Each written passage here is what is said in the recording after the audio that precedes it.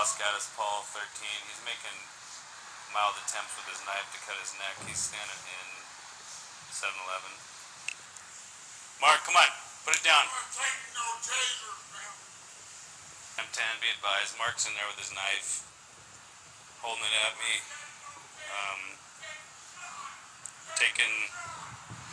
Taking little swipes at his neck. So excited for this. You might want to. Never mind, I've got more units here. Yeah? Wait, what? Mark, stop! Mark, stop! 11 and 12 to 97. I copy. Mark is inside the business. Drop the knife! I'm gonna tase him.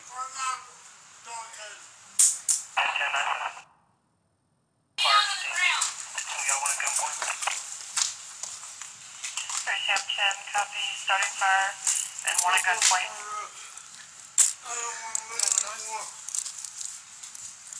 Please don't hurt me. Please don't hurt me.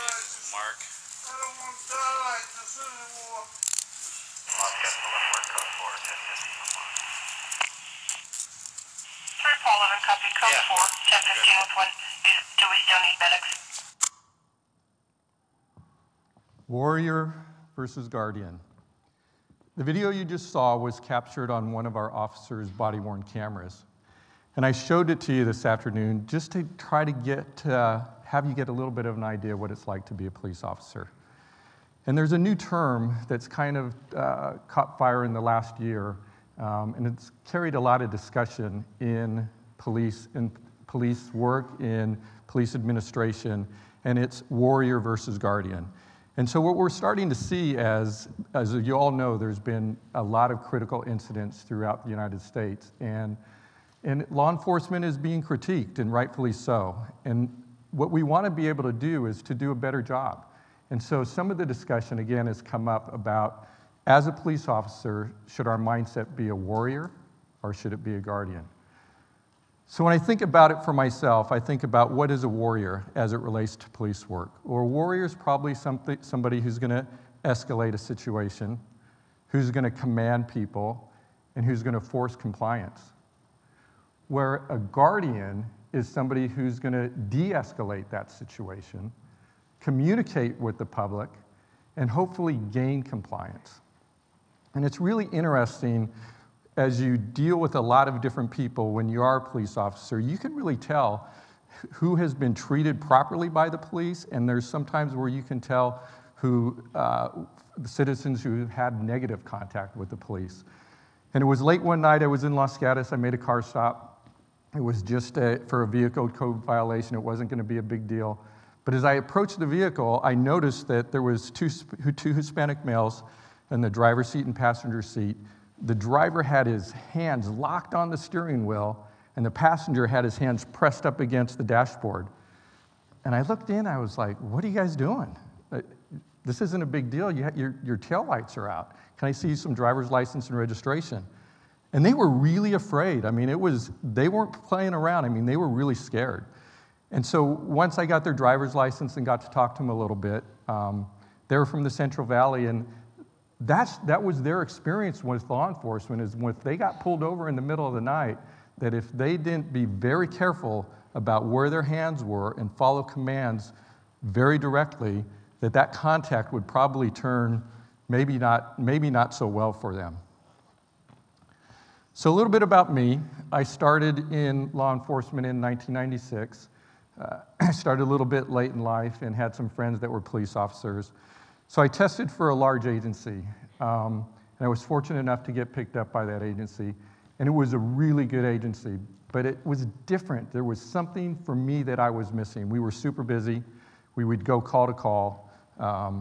We would really almost have a little bit of an us versus them mentality when it came to police work. If we went to a call and there was a crime, we would handle it. But if it was a quality of life issue, if there was maybe some counseling that was needed, maybe if there was some help that those individuals were just looking for, we were busy. And it wasn't the culture. Culture was, you need to go to the next call, or your sarge was going to be wondering why you're taking so long at each call. So in the year 2000, I had a friend who was working for the Los Gatos Montessorino Police Department. And I kind of was sharing with them that I really wasn't happy where I was working at. And he said, hey, you need to come to Los Gatos. So he brought me in, I came on a ride-along, I met some of the officers, and met a couple of the sergeants, and I really recognized that every department's different. And even though there weren't the words warrior versus guardian then, this agency really had officers and supervisors that treated the public with respect, and they were kind, and they really were guardians. And so I was really fortunate enough to get hired. I came over, I lateraled over here to Los Gatos, and I spent the next 3 years on patrol. I really just kind of tell you that dichotomy just so you can see the difference, or at least try to explain the difference in each agency and the philosophy and the culture of the agencies.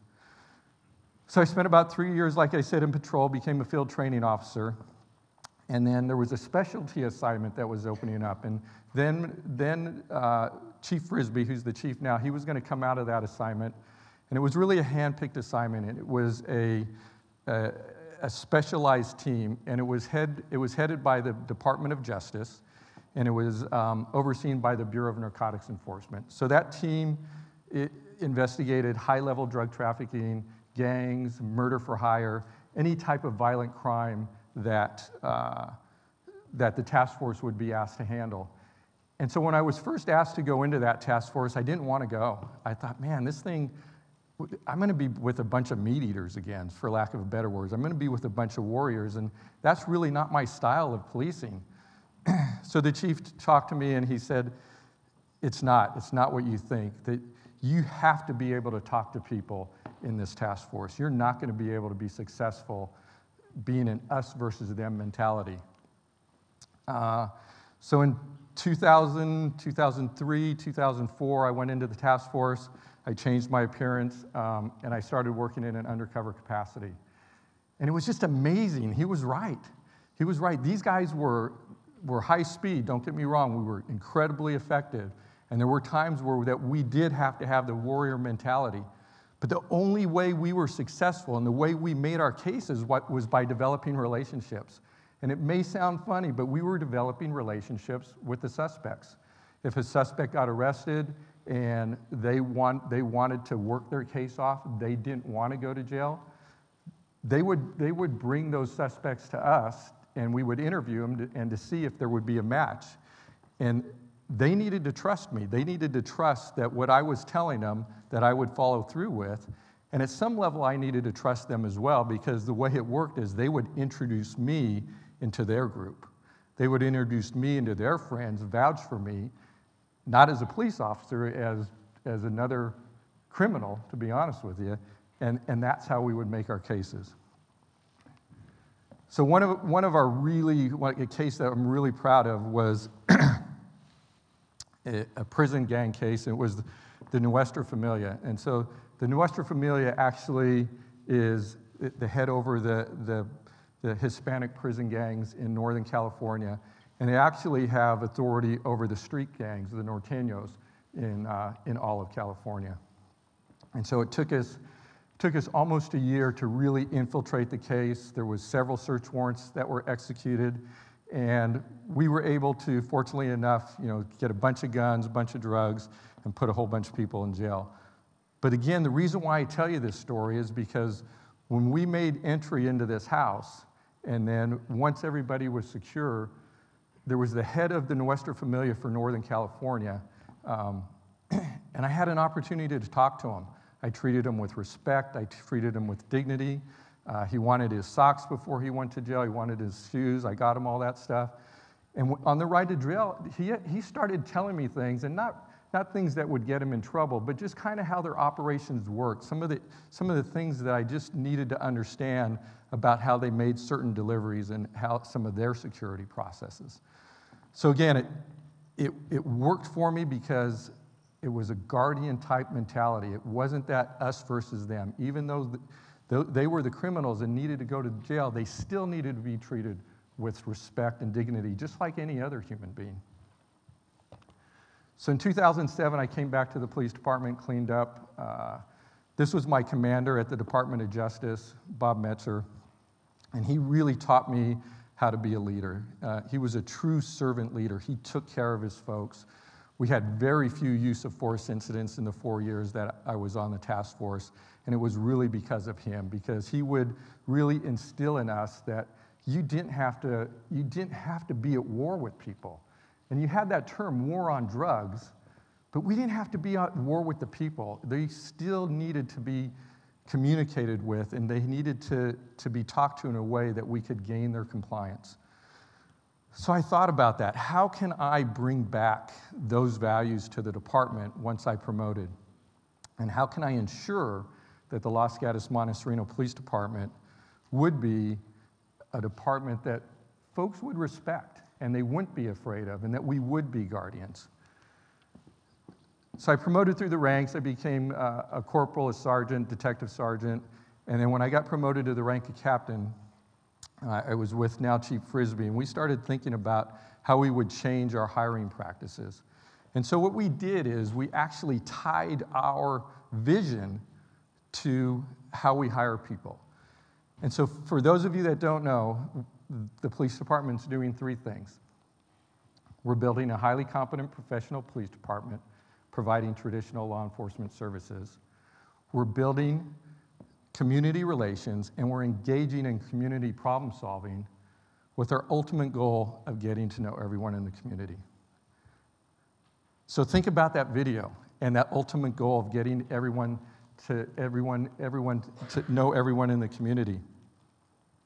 The officer knew Mark. Did you hear that? Mark, he's telling dispatch, hey, Mark's got a knife. Mark, put down the knife. And you can hear his voice escalate as Mark comes out. And it turned out he didn't tase Mark. It kind of sounds like it on the video. Mark complied. Mark dropped the knife. And if you watch how the officers took Mark into custody, I'm just really proud of them. There was no excessive force. They didn't have to tase him. They knew who he was. And that made a difference. I truly believe that made a difference.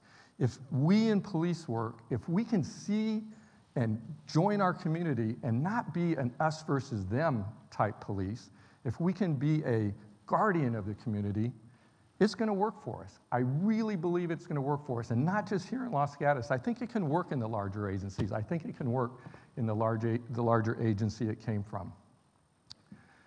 So I'll tell you another story about how we did this in our selection process. It's a success story, so I'm bragging a little bit. But Michelle Viviano was one of our interns. She came to us to the police department while she was in college, and she volunteered. She volunteered in our records department, and she did a great job.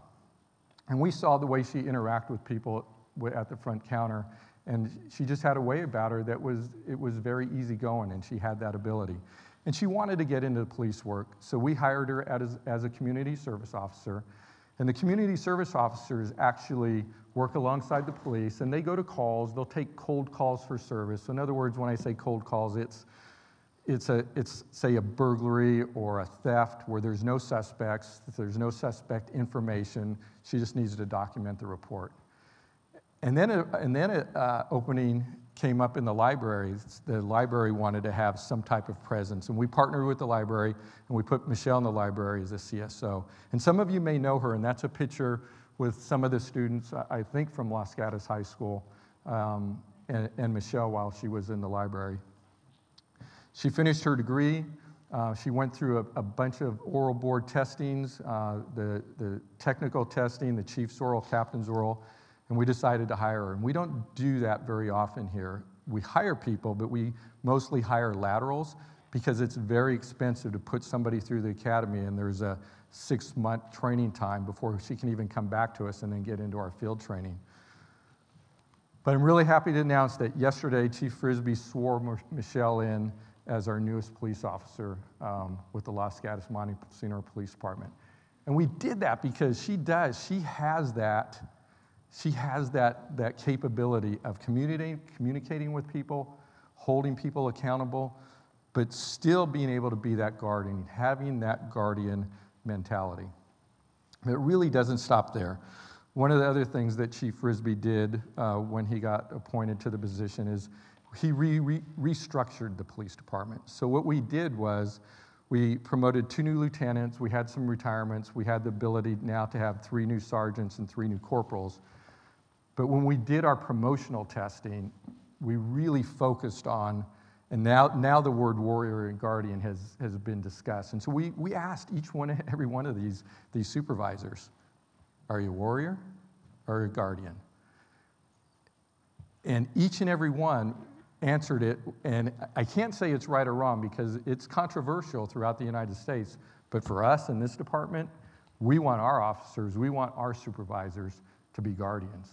We want them to wear this badge with the respect and the thought processes that we are here, and it's an old term, to serve the community, but we have to do it in a way that we're here to protect the community. The last part that we take into consideration in our warrior guardian is our training. We have to make sure we train like guardians. And so this next slide is a little bit of fun. It's somebody who you may or may not recognize because when he was in this video, he was also working for a task force and at times in an undercover capacity. Put your knee on him so he's not moving, and then all you do is, oh, mother! That's a second. That was about 1 second. Anybody just want to try? So, Officer David Gregg, been with the police department probably for close to 20 years. Just a couple of years ago, he said, hey, I want to be a school resource officer. And we do like we do every position in the police department. It's competitive and you test for it. And so he came in and he really won us over. He's an amazing man. He's a true guardian. And the reason why I said that, the things that he brought to us, and we said, what do you want to accomplish in your time? What do you want to accomplish? What do you want to do for the school? What are some of your goals? And he said, during my time at the school, I want to make sure I don't lose a single student in an auto accident. I don't want to lose a single student because of a drug overdose. I don't want to lose a single student because they took their own lives. That's huge. That's a police officer. That's a school resource officer. Not that he doesn't care about holding people accountable and enforcing the law. That's important, don't get me wrong. But to have a school resource officer with a guardian mentality that really wants to make sure that the students are going to be safe and have an incredible experience and graduate and go on to college and work and whatever they decide to do was really another, I guess, win for us as a police department and how we think about things. So I've talked to you a little bit about Warrior versus Guardian. There is a lot of information about it now on the internet. If you care to take a look, there's some things under procedural justice. It's really a movement that's sweeping police work. It'll also talk about warrior versus guardian mentality. And I say it's controversial because there are some police officers and some command staff that think that if we're too much of a guardian, we're not going to be safe. That the police have to have somewhat of a warrior mentality. And there's times that they're going to have to do that, and we're going to have that warrior mentality. But I think for the most part, that our first thought process should be a guardian. So in closing, I think I'd like to show you, or I am going to show you, our future guardians in police work. It's my grandkids, Jaden and Devin. Thank you very much. Fantastic. He's awesome.